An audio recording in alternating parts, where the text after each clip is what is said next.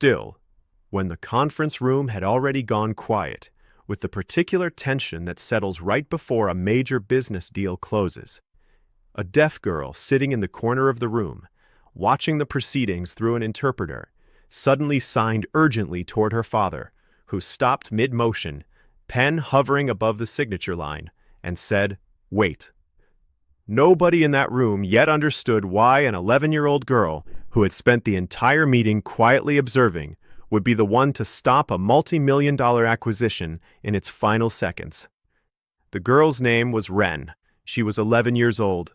and she had been deaf since a severe illness at 18 months old had taken her hearing entirely, leaving her to navigate the world through American Sign Language, lip reading, and a heightened visual attentiveness that had developed over years of necessity into an unusually sharp ability to notice details others frequently missed entirely. Before we go any further, if you believe that careful observation deserves to be taken seriously, regardless of who offers it, and that sometimes the quietest person in the room notices exactly what everyone else has overlooked,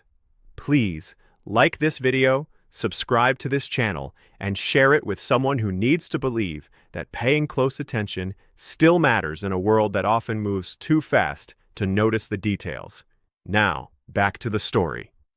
Ren's father, Desmond Castellanos, was the founder and owner of a mid-sized family manufacturing business that his own father had established decades earlier. A company that had weathered considerable economic challenges over the years, but had, in recent months, finally received an acquisition offer substantial enough to secure his family's financial future, and, he believed, honor the legacy his father had built. The acquiring company, a much larger conglomerate represented that afternoon by their chief negotiator, a polished executive named Harrison Vance, had spent months negotiating the specific terms of the deal, terms that Desmond, exhausted after years of difficult financial pressure on his company, was finally prepared to formally accept. Ren had accompanied her father to the meeting that day, not because her presence held any formal business purpose, but because her school had an unexpected early dismissal and no other childcare arrangement had been available on short notice, a logistical inconvenience that Desmond had apologized for repeatedly to the other executives in the room, seating her quietly in the corner with her school interpreter, a woman named Priscilla, who signed the proceedings for her as a simple courtesy while the adults conducted their formal business. What none of the assembled executives realized, because there was no reasonable way for them to anticipate it, was that Ren's particular relationship to language, developed through years of navigating a hearing world primarily through visual observation, had cultivated in her an unusually acute sensitivity to inconsistencies in body language, facial microexpressions, and the subtle physical tells that accompany deception, skills that deaf individuals often develop to a remarkable degree, precisely because they cannot rely on auditory cues alone to fully understand social interactions, forcing a heightened attentiveness to visual information that hearing people frequently take for granted and consequently pay far less careful attention to. Throughout the meeting, as Priscilla signed the proceedings for her benefit, Ren had found herself watching not just the content of the interpreted conversation, but the physical demeanor of Harrison Vance with a level of attention that exceeded simple childhood boredom. She noticed, over the course of nearly 2 hours of negotiation, a specific pattern in his behavior, a slight but consistent shift in his posture, and a particular avoidance of direct eye contact that occurred, she observed carefully, whenever the conversation touched on certain specific financial projections included in the acquisition agreement. Projections that Harrison had presented confidently in his verbal remarks, but that his body language, to Ren's careful observation, seemed to contradict in ways the hearing adults in the room, focused primarily on the spoken content of his presentation, appeared not to have consciously registered. Before we continue, we want to pause here, because what Ren did next required a specific kind of courage that even many adults struggle to summon when their observation contradicts the confident assertions of a polished, experienced professional. As her father reached for his pen, prepared to sign the final acquisition documents, Wren, watching intently from the corner of the room, signed urgently to Priscilla, asking her to immediately convey to her father that something about the numbers Harrison had discussed did not seem consistent with what she had observed in his demeanor throughout the presentation. Priscilla, understanding the potential significance of interrupting such a critical moment, but trusting Wren's evident urgency, quickly signed the message to Desmond, who, startled by the unexpected interruption, called out for a brief pause before signing, asking his daughter, through Priscilla's continued interpretation, what specifically she had noticed. What followed was a tense, unusual exchange that several of the executives present later described as one of the more remarkable moments they had witnessed in their professional careers. Wren, through Priscilla's careful interpretation, described the specific pattern she had observed, the particular way Harrison's posture shifted and his eye contact wavered whenever certain financial projections were mentioned. Details specific and consistent enough that Desmond, familiar with his daughter's unusually sharp observational abilities from years of watching her navigate social situations with a keenness that had often surprised him, found himself genuinely unwilling to simply dismiss her concern. Despite the awkwardness of the moment, Desmond requested a brief recess, and during the pause, quietly consulted with his own financial advisor, a woman named Constance, who had been present throughout the negotiation, but had not personally reviewed every specific projection in the exhaustive detail the deal's complexity required. Constance, taking Wren's specific observations seriously, given Desmond's evident confidence in his daughter's perceptiveness, requested additional time to more thoroughly review the specific financial projections Wren had identified as concerning, rather than proceeding immediately with the signing as originally planned. What this closer review ultimately revealed, after several additional days of careful financial analysis, was that certain key projections within the acquisition agreement had been calculated using methodology that, while not necessarily fraudulent, significantly overstated the actual long-term value Desmond's company would retain within the larger conglomerate structure following acquisition. A discrepancy that, had the original agreement been signed without further scrutiny, would have resulted in Desmond receiving substantially less favorable terms than the initial presentation had suggested. A difference that Constance's subsequent analysis estimated at several $1 million over the life of the agreement. Before we go further, we want to acknowledge the specific developmental history that had equipped Wren to notice what an entire room of experienced financial professionals had initially missed. Her particular relationship to visual observation, cultivated through years of necessity in a hearing world, represented not a limitation, but a genuine, specialized form of expertise, one that had never been formally recognized or valued, in the way her father's business colleagues valued more traditional forms of professional financial training, but that had proven, in this critical moment, to be every bit as valuable to the outcome of a complex business negotiation. Desmond, once the discrepancy was fully confirmed through Constance's detailed review, returned to the negotiating table with renewed leverage, using the identified inconsistency to negotiate considerably more favorable terms than the original agreement had offered, terms that better reflected the true long-term value of the company his own father had spent decades building. Harrison Vance, for his part, maintained throughout the subsequent negotiations that the original discrepancy had resulted from an honest calculation error, rather than any deliberate attempt at deception, an explanation that Constance's own analysis, while unable to definitively prove intent either way, could not entirely rule out as plausible, given the genuine complexity of the specific financial modeling involved. Regardless of the ultimate cause, the practical outcome for Desmond's family and company was substantial. The renegotiated agreement securing financial terms that would prove considerably more beneficial to the company's long-term employees and Desmond's own family than the original agreement Wren's observation had prevented him from signing that afternoon. In the weeks following the successful renegotiation, Desmond found himself reflecting deeply on the specific moment his daughter's careful observation had changed the entire trajectory of his company's future. A reflection that led him to a broader recognition of how consistently he had, in various contexts throughout Ren's life, underestimated the specific value of her unique way of experiencing and processing the world. He began in the months that followed, actively involving her more directly in various aspects of his business dealings, not as a formal employee given her young age, but as a genuinely valued observer whose particular perspective he had come to understand offered something considerably more sophisticated than simple childhood curiosity. Ren's school, upon learning of the incident through Desmond's grateful, detailed account shared during the parent conference, began exploring more formal ways to recognize and develop the specific observational strengths that deaf and hard-of-hearing students often possessed.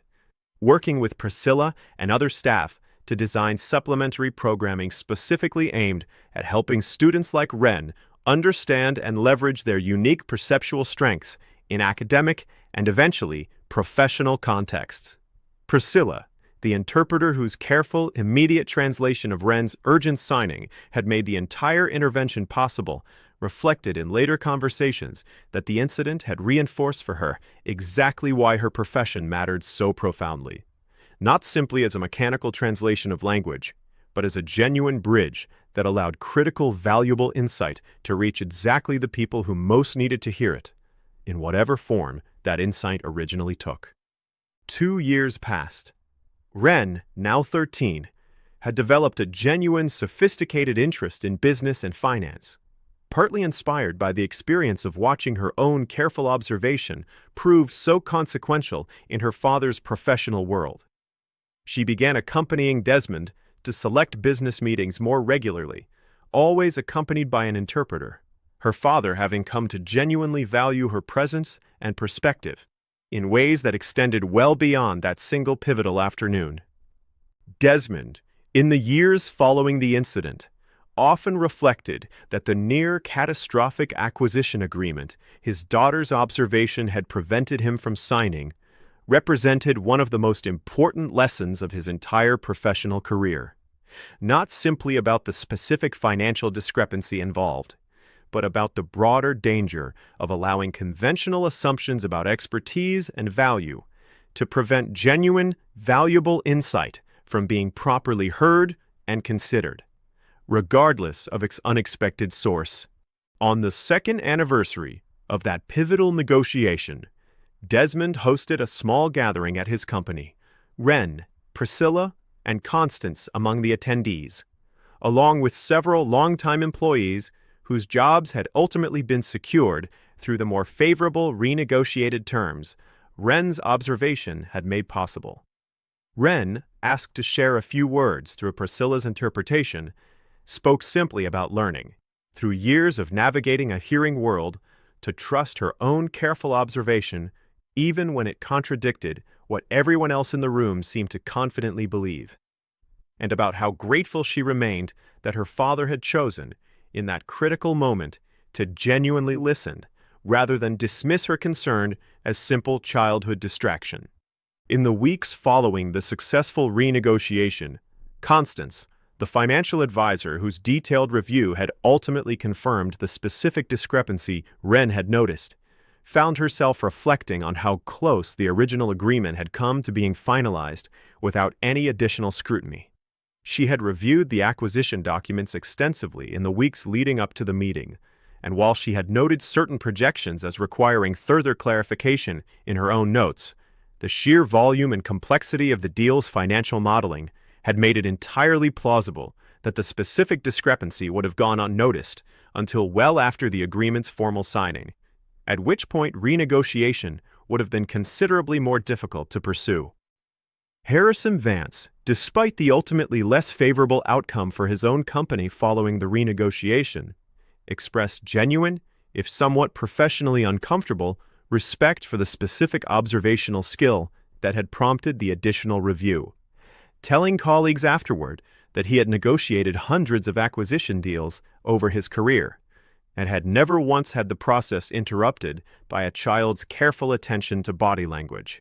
an experience he described as both humbling and, upon reflection, a valuable reminder of how easily confident presentation could sometimes obscure underlying inconsistencies that careful, attentive observation might otherwise catch. Desmond's own father, though retired from active involvement in the company he had founded decades earlier, learned of the incident through Desmond's excited account shared during a family dinner shortly after the renegotiation concluded. The elder Castellanos, who had built the company through decades of careful, detail-oriented management, found himself deeply moved by his granddaughter's role in preserving the business's value, telling Desmond that Wren's particular gift for careful observation reminded him powerfully of his own early years building the company, when attention to small, easily overlooked details had often meant the difference between a struggling venture and genuine success. Wren's mother, who had divorced Desmond several years earlier but remained closely involved in her daughter's life and education, learned of the incident with considerable pride, having long advocated within Wren's educational planning for greater recognition of her daughter's specific observational strengths.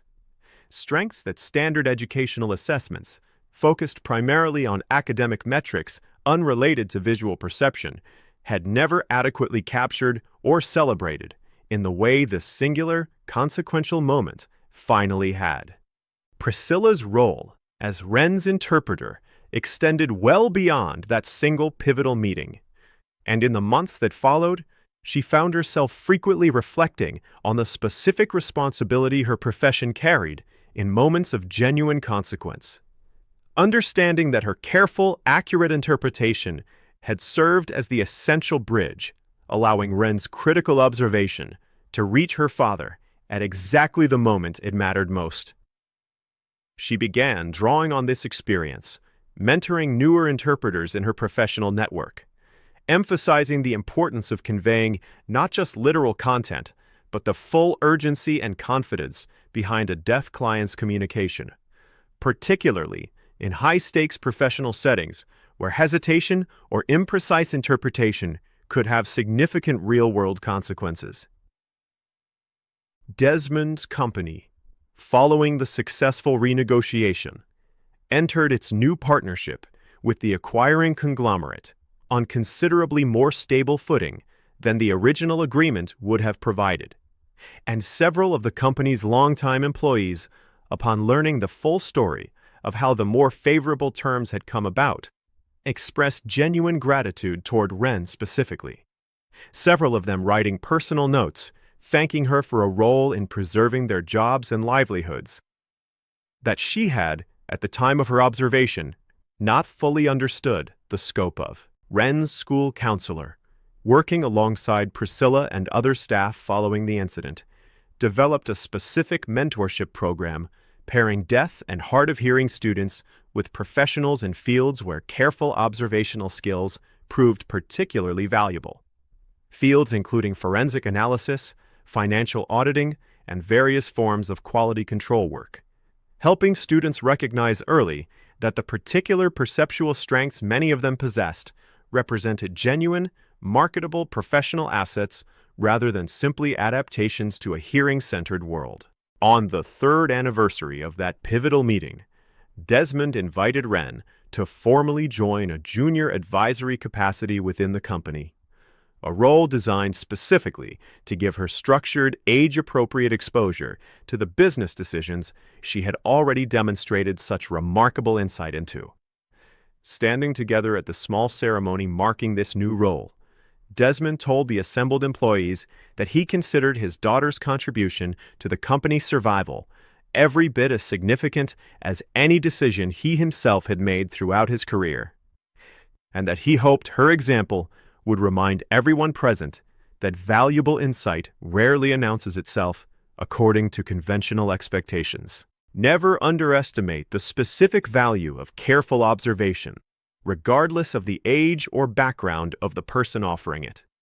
Never assume that conventional expertise automatically outweighs genuine, attentive perception developed through an entirely different life experience.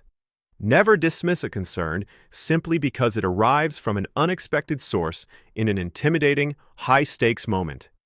And never forget that sometimes the most valuable insight in a room belongs to the person everyone else has, through no fault of their own, been trained not to fully listen to. If this story moved you, please like this video, leave a comment about the part that stayed with you longest, and share it with someone who needs a reminder that careful attention and genuine observation deserve to be valued, regardless of who offers them. Subscribe for more stories about hidden expertise, family trust, and the unexpected people who end up changing outcomes when it matters most. Because sometimes the quietest voice in the room carries exactly the insight everyone else has been too busy or too confident to fully notice.